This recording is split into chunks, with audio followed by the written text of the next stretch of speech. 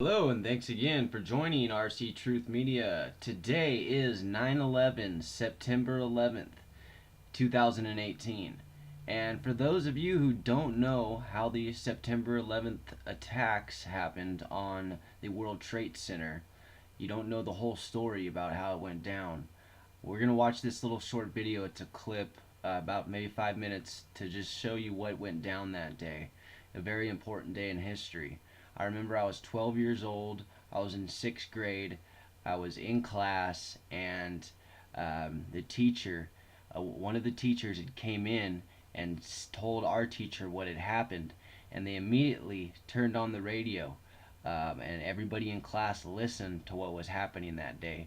And we stopped class what we were doing to listen to what was happening. It was such an important day, and I'll never forget what happened. And anyways, let's go ahead and listen to this. Throughout the ages, architects and engineers have designed and built the great structures that have made our world and withstood the test of time. Hi, I'm Ed Asner. Welcome to Architects and Engineers. Let's look now at modern steel frame buildings. This is the Empire State Building, a marvel of modern architecture. It was built to last. Architects and engineers of today use computers to design and engineer buildings that will endure the forces of nature, such as earthquakes, fires, and hurricanes. This modern skyscraper was also built to last.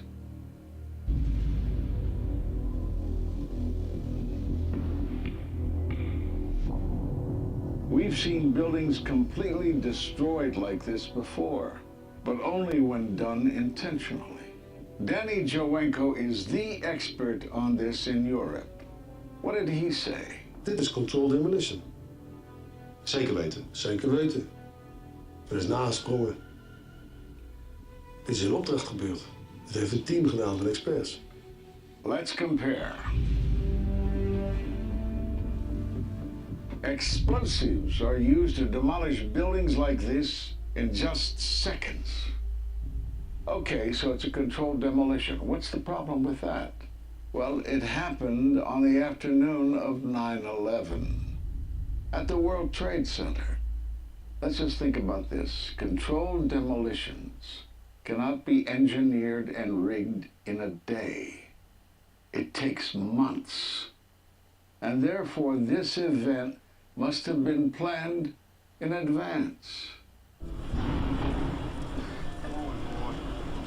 Keep your eye on that building as they coming down. Pull it back. We are walking back. It's a building about to blow up.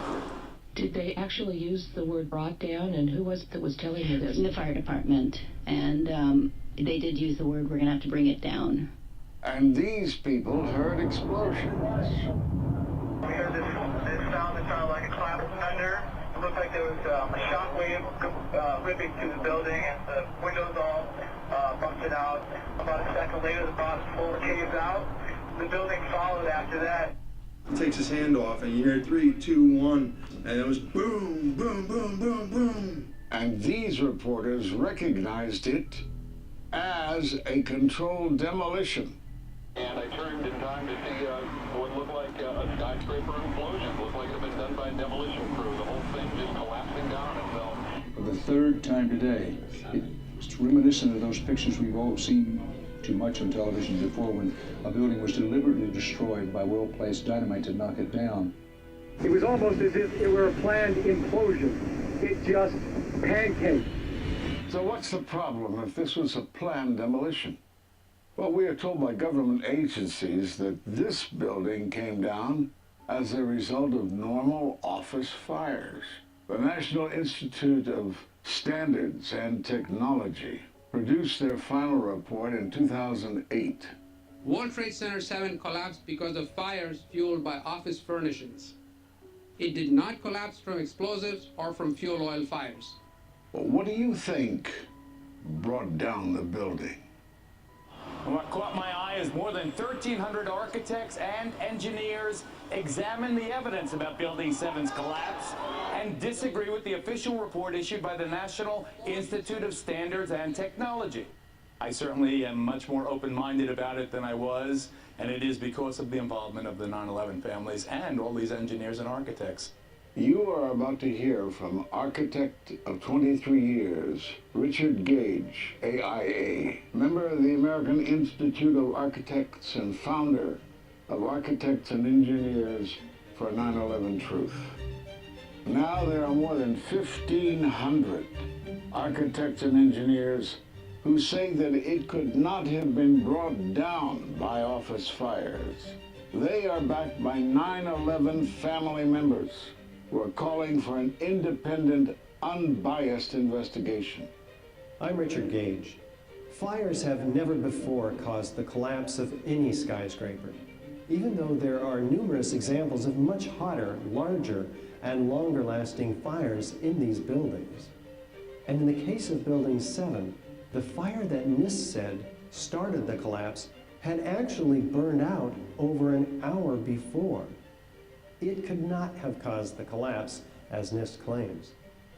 Yet this 47-story, modern steel-framed skyscraper, which was not hit by an airplane, collapses mostly into its own footprint like a house of cards, as fast as a bowling ball falling off the side of the building, in just under 7 seconds. Listen to the experts. Building number 7 descended in free fall for the first 100 feet, which means that there was absolutely no resistance to the descent whatsoever. NIST has admitted it went into free fall for 8 stories. And going from motionless to free fall instantly, that's a bothersome part of the puzzle because NIST never explained it.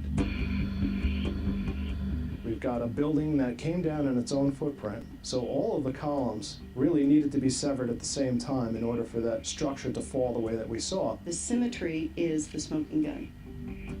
The whole building completely comes down in one continuous motion. There couldn't have been any structural resistance. According to NIST, the failure occurred at column 79 on level 12. They're talking about a single columnar collapse or failure that resulted in a total collapse of the building. It is possible that you could have a local failure as a result of a connection failing. But the likelihood of that failure dragging the entire building in such a fashion that all the columns would fail at the same time is an impossibility. Impossibility? Yes. What I saw, it was a classic implosion. The center of the core, the penthouse area, starts to move first, and then the building follows along with it. I'd like to know why NIST excluded the document from FEMA in Appendix C that documented the evidence of melting steel. Why is this forensic evidence not being included in the report? In an office fire, you cannot generate enough heat to melt steel. And yet we have evidence of molten iron. R.J. Lee Company, USGS, and Dr. Stephen Jones's work, all three separately found these microspheres. In the dust, we found what we characterize as unreacted thermitic material in the shape of some very tiny red-gray chips, which have different properties, and in the reaction they produce molten iron, which is the prime indication of a thermitic reaction, and such a reaction can be used to destroy steel structures.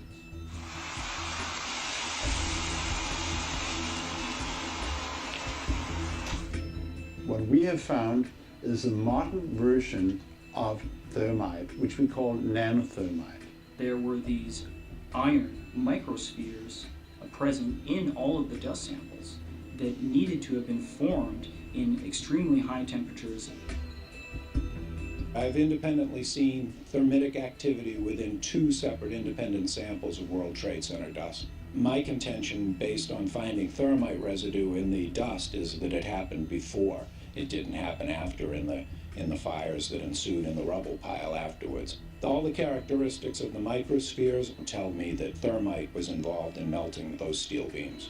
So thermite, if it was present at the World Trade Center and created this molten metal that so many witnesses and photographic evidence shows, would also explain the fact that the fires could not be put out at Ground Zero.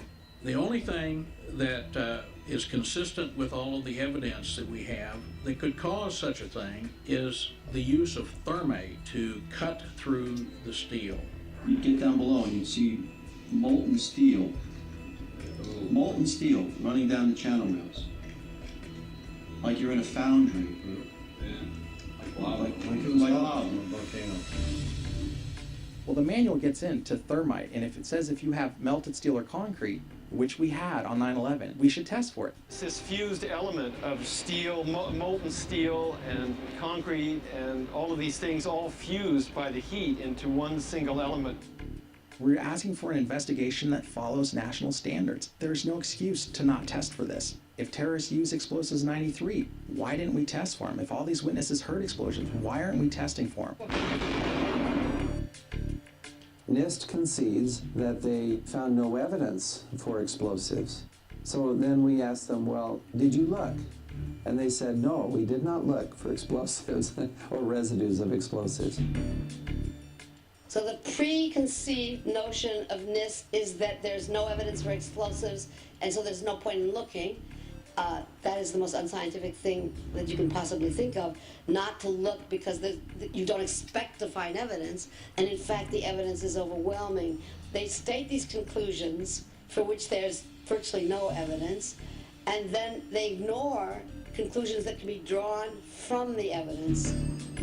The Freedom of Information Act request to NIST was denied with the claim that releasing this data might jeopardize public safety. How could it possibly jeopardize public safety? The destruction of evidence was a criminal act in itself. It was already being carted away and destroyed when the FEMA investigators got there about a month after September 11th. You can't do science when you are deprived of the evidence and when your hypothesis is the least valid instead of the most likely. And the most likely hypothesis in the case of Building 7 wasn't even mentioned. This is not science. The scientific forensic evidence, ignored by NIST, but carefully reviewed by teams of technical professionals, corroborates the hypothesis of explosive controlled demolition. We traveled to 21 foreign countries and 32 American cities, bringing this evidence to the attention of the public. And we're backed by 9/11 family members and other concerned citizens who are calling for an independent, unbiased investigation. I'm a family member trying to find out the answers to the murder of 3,000 plus people. The bottom line is that it needs to be investigated properly. Please look at architects and engineers. People all around the world, scientists all around the world are questioning this. I'm pretty sure you got the main idea. You know, in my life right now, I have some things that should not be going on. I'm going to court and they're charging me for things that I should not be charged for. Okay, I'll just let you know. How are they going to charge somebody with an insurance fraud? That's what they're charging me with, insurance fraud, right? And I never even called an insurance company. I never contacted an insurance.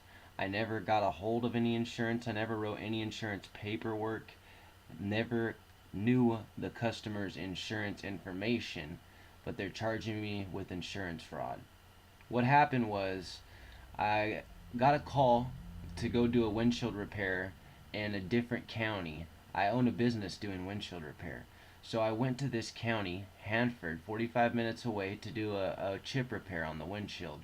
When I got there, this customer had told the guy that worked for me that he had full coverage insurance on the vehicle. Now when I got there, he had told my customer, or the guy that worked for me, he had full coverage. As soon as I got there, he told me he did not have full coverage. So lied to me to get me over there, right? Drove 45 minutes to the destination. found out he was lying to me. So I told him, look, you don't have full coverage. Well, you can pay cash for the chip repair, or if you have full coverage on another vehicle, what we could do is fix a chip on one of your vehicles that's fully covered, and I'll throw this one in for free. He had 2 other vehicles that were parked out by the street. I was pointing to those 2 vehicles while standing by the other vehicle, telling him we could find a chip on one of those 2 vehicles by your street, fix it through your insurance company, and I'll throw this one in for free. He had said, put your hands behind your back and charge me with insurance fraud. 2 counts of it, and he had charged me for not having insurance for my workers, which my workers at the time, they were 1099. They're independent contractors, so I did not need insurance for them. 5 years goes by, right? They locked me up. I went to jail. They let me out a couple days later. I thought they dropped the charges. 5 years goes by. I get pulled over for a traffic violation, and they tell me I have warrants out in Hanford for insurance fraud. So I'm still dealing with this. I went to court about 7 times already, and they just continue. They offered me probation, and I did not take it. And now nobody knows anything about the case. Everybody, they're just wanting me to hurry up and take a deal and get me out of there, rush me out of there. And really, our justice system is screwed up bad. It has been. It took me 8 years to get out of our system. And I'm still fighting it. I'm out of the system. I'm not on probation or anything, but you know, they're getting you in every way possible. I own a business. I have the Bureau of Automotive Repair for California after me, basically telling me you can't have a misdemeanor while owning a business. You can never have had a misdemeanor while owning a business. They put me on probation, fined me $1,600, and now are watching my every move. If I do anything wrong, they're going to take away my business. This is how government works. They get in and they own, they take everything. That's how they've always done it. And the littler the government, the better we are off. Okay, so hope you got something out of this. 9/11 is definitely a sham. The whole story that everybody knows. Thanks a lot, and have a great day. Subscribe and hit that like button.